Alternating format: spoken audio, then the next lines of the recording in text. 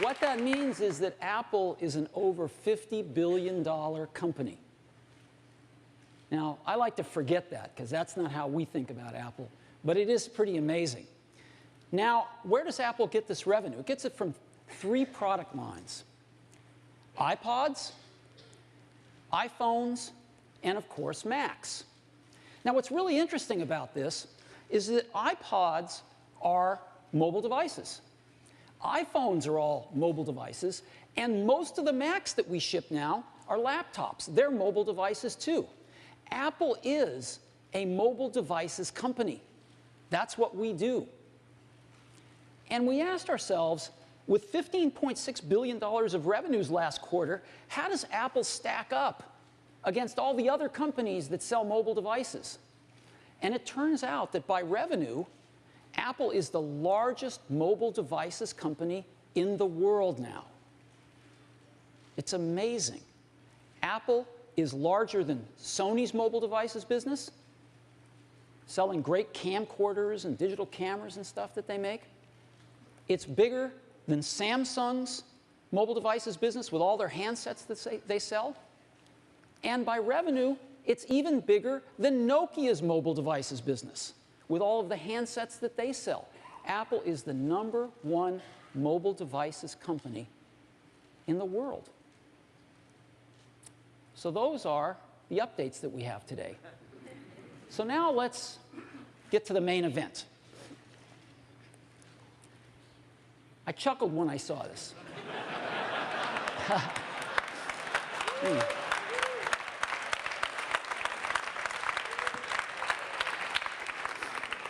But before we get to that, I want to go back to 1991, when Apple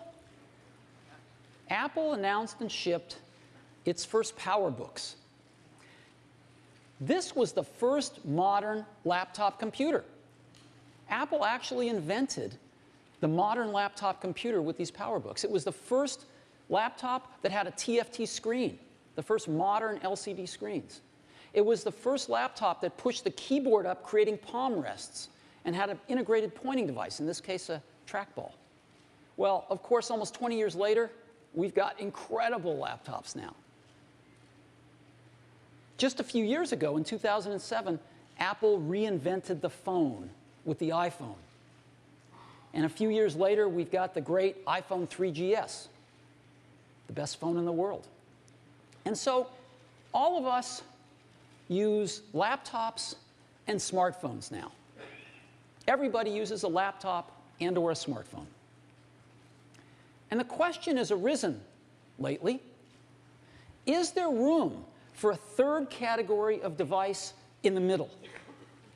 Something that's between a laptop and a smartphone. And of course, we've pondered this question for years as well. The bar is pretty high. In order to really create a new category of devices, those devices are going to have to be far better at doing some key tasks. They're going to have to be far better at doing some really important things. Better than the laptop, better than the smartphone. What kind of tasks? Well, things like browsing the web. That's a pretty tall order. Something that's better at browsing the web than a laptop? Okay. Doing email. Enjoying and sharing photographs. Video, watching videos. Enjoying your music collection. Playing games. Reading ebooks. If there's going to be a third category of device, it's going to have to be better at these kinds of tasks than a laptop or a smartphone. Otherwise, it has no reason for being. Now, some people have thought that that's a netbook. The problem is, netbooks aren't better at anything.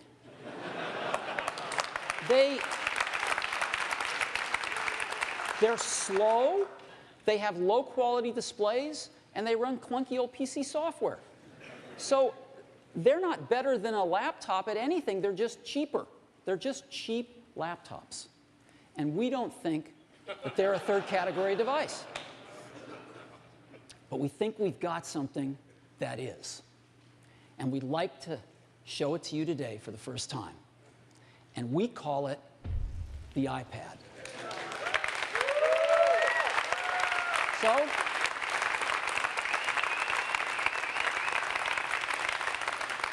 let me show it to you now.